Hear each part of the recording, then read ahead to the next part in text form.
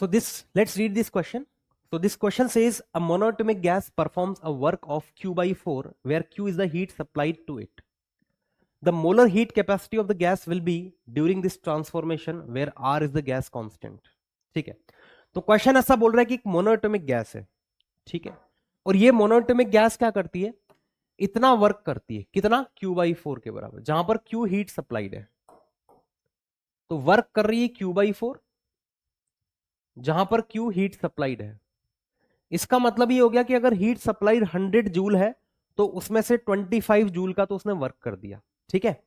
अब आगे देखो ये क्या कह रही है, द मोलर हीट कैपेसिटी बताइए गैस का कितना होगा ड्यूरिंग दिस ट्रांसफॉर्मेशन, ठीक है, जहां पर आर की वैल्यू इतनी है, ठीक है। तो सिंपल सा कॉन्सेप्ट अगर मैं आपको बताऊं तो फर्स्ट लॉ ऑफ थर्मोडायनेमिक्स क्या कहता है कि डेल्टा क्यू बराबर डेल्टा यू प्लस डब्ल्यू होता है, राइट। तो इसमें भी वही फर्स्ट लॉ ऑफ थर्मोडायनेमिक्स काम आएगा वापस, first law of thermodynamics.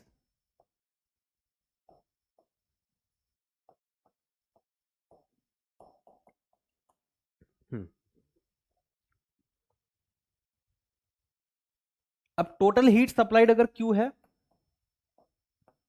Work कितना हो रहा है Q by 4 का, after solving you will gate 3Q by 4 बराबर डेल्टा यू,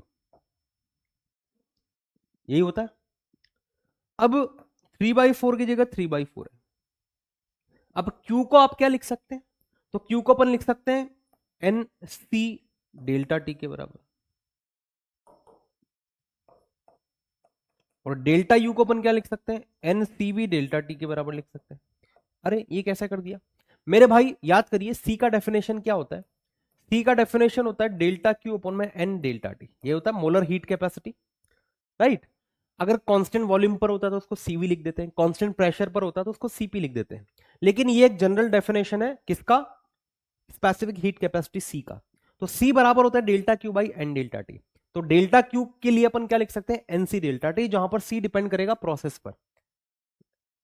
यहां पर एन से एन काट दीजिए, डेल्टा टी से डेल्टा टी काट दीजिए, you will get 9/4 into C that is equal to CV.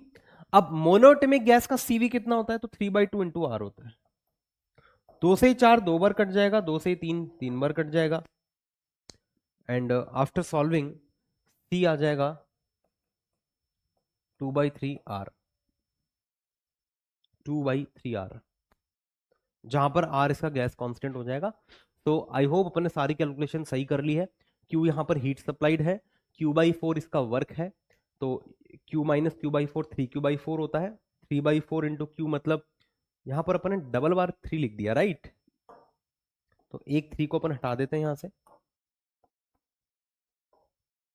N C delta T is equal to N C B delta T, N से N को अपन उड़ा सकते हैं यहाँ से, तो इसका मतलब ये 3 से 3 भी कट जाएगा फिर तो इस 3 से 3 को उड़ा दीजिए पहले आप, ये लीजिए, और 3 से 3 उड़ जाएगा तो यहाँ पर ही आंसर आ जाएगा 2R के बराबर।